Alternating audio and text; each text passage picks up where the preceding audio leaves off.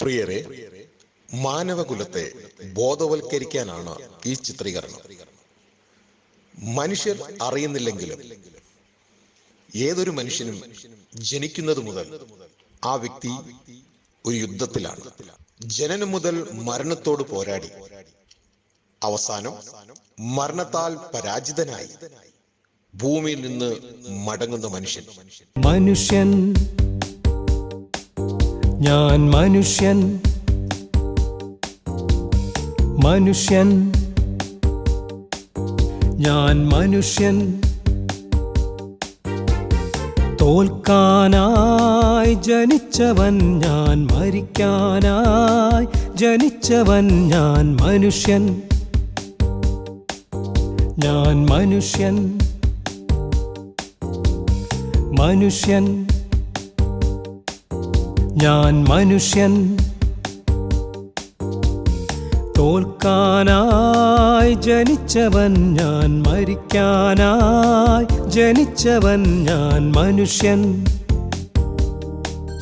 ഞാൻ മനുഷ്യൻ. മനുഷ്യൻ, ഞാൻ മനുഷ്യൻ.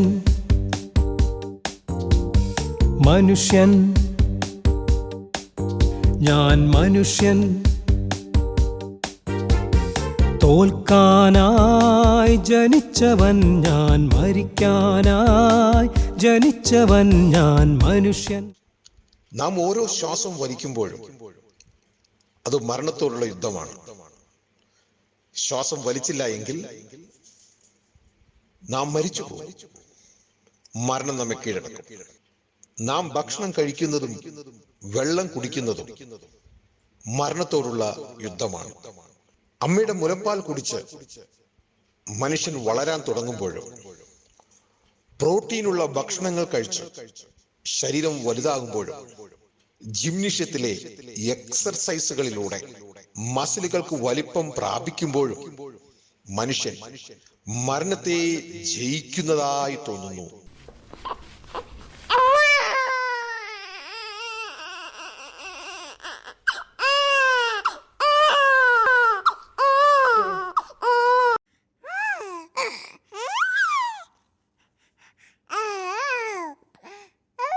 മനുഷ്യൻ, ഞാൻ മനുഷ്യൻ.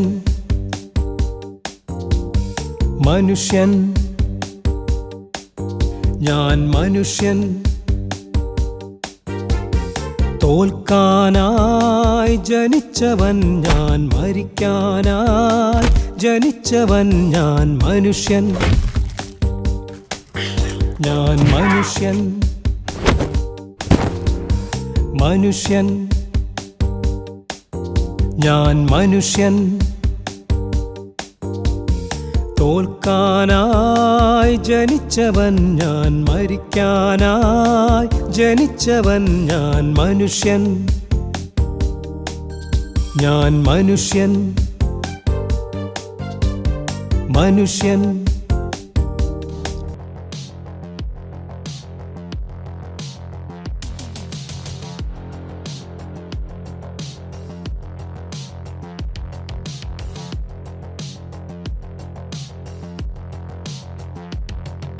മനുഷ്യൻ, ഞാൻ മനുഷ്യൻ. മനുഷ്യൻ, ഞാൻ മനുഷ്യൻ. തോൽക്കാനായി ജനിച്ചവൻ ഞാൻ, മരിക്കാനായി ജനിച്ചവൻ ഞാൻ. മനുഷ്യൻ.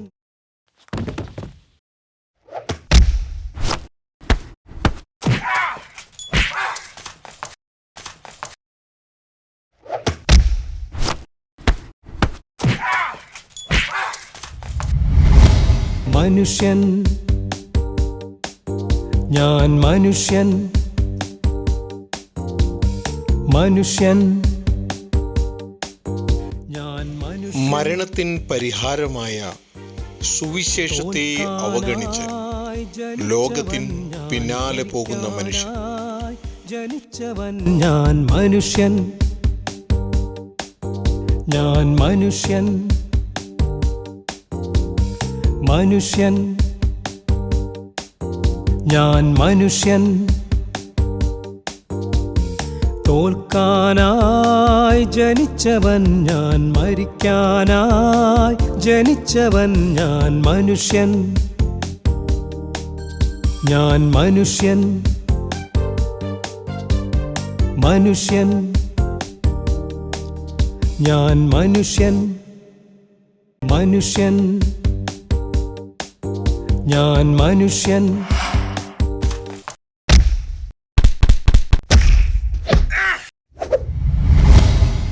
മനുഷ്യൻ ഞാൻ മനുഷ്യൻ മരണത്തിൻ പരിഹാരവുമായി സ്നേഹനിധിയായ അവന്റെ സൃഷ്ടാവ് പല രീതിയിലും മനുഷ്യനെ വിളിക്കുന്നു. മനുഷ്യൻ അത് കൂട്ടാക്കുന്നില്ല. ജനിച്ചവൻ ഞാൻ മരിക്കാനായി ജനിച്ചവൻ ഞാൻ മനുഷ്യൻ. ലോകത്തിന്റെ ഒഴുക്കിൽ പണം വേട്ടയാടുന്നതായിരുന്നു മനുഷ്യന്റെ ലക്ഷ്യം. ഞാൻ മനുഷ്യൻ. കമ്പ്യൂട്ടർ IT മേഖലകളിൽ പ്രാഗൽഭ്യം നേടിയ മനുഷ്യൻ മരണത്തെ തോൽപ്പിക്കുന്നതായി തനിക്ക് താൻ തോന്നുന്നു.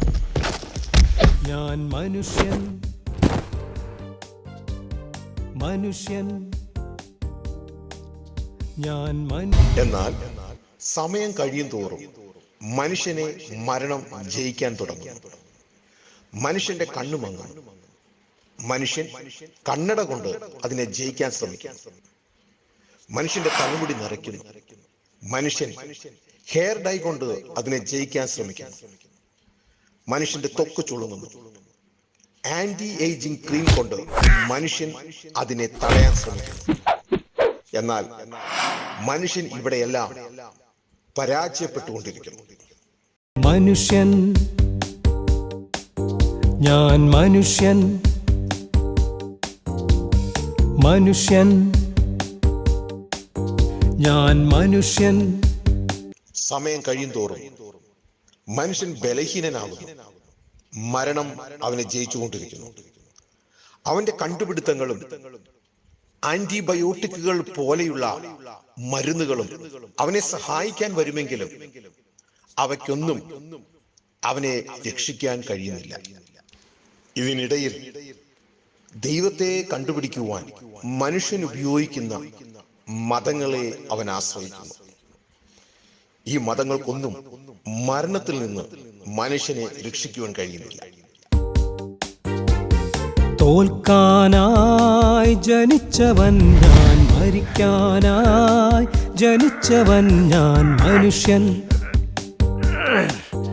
ഞാൻ മനുഷ്യൻ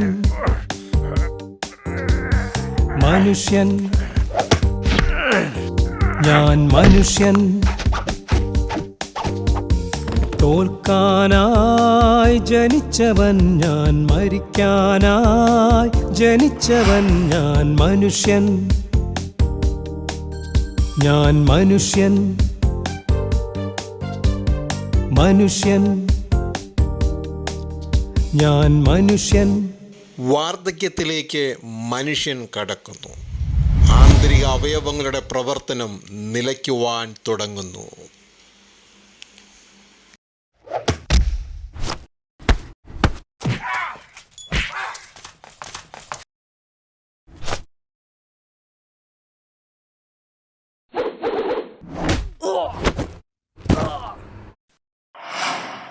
മനുഷ്യൻ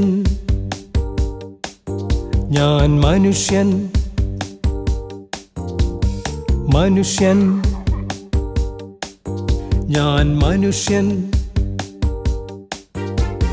തോൽക്കാനായി ജനിച്ചവൻ ഞാൻ മരിക്കാനായി ജനിച്ചവൻ ഞാൻ മനുഷ്യൻ. ആശുപത്രി കട്ടിലിൽ മനുഷ്യൻ അഭയം പ്രാപിക്കുന്നു. മനുഷ്യൻ ഞാൻ മനുഷ്യൻ. തോൽക്കാനായി ജനിച്ചവൻ ഞാൻ മരിക്കാനായി ജനിച്ചവൻ ഞാൻ മനുഷ്യൻ ഞാൻ മനുഷ്യൻ മനുഷ്യൻ ഞാൻ മനുഷ്യൻ.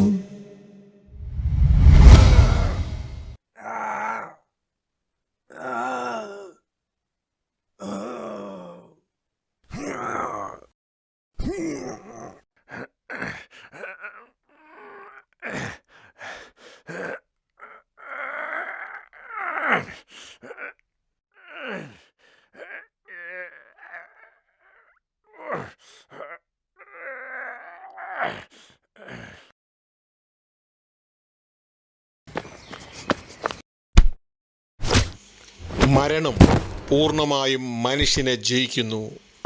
മനുഷ്യൻ മരണത്താൽ പരാജയപ്പെടുന്നു. മനുഷ്യൻ, ഞാൻ മനുഷ്യൻ. മനുഷ്യൻ, ഞാൻ മനുഷ്യൻ.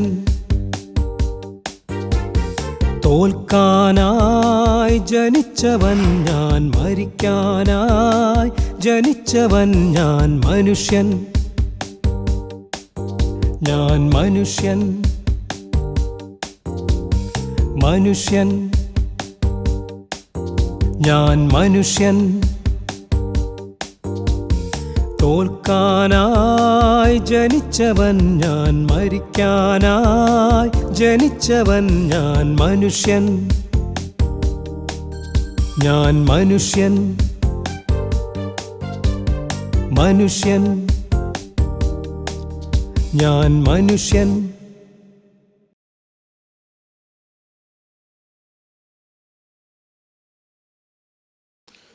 മരണത്താൽ തോറ്റുകൊണ്ടിരിക്കുന്ന മറ്റു മനുഷ്യർ മരിച്ച മനുഷ്യന്റെ ശരീരം ചുമന്ന് അടക്കം ചെയ്ത് അവൻ എടുത്ത മണ്ണിലേക്ക് തന്നെ തിരികെ കൊടുക്കുന്നു.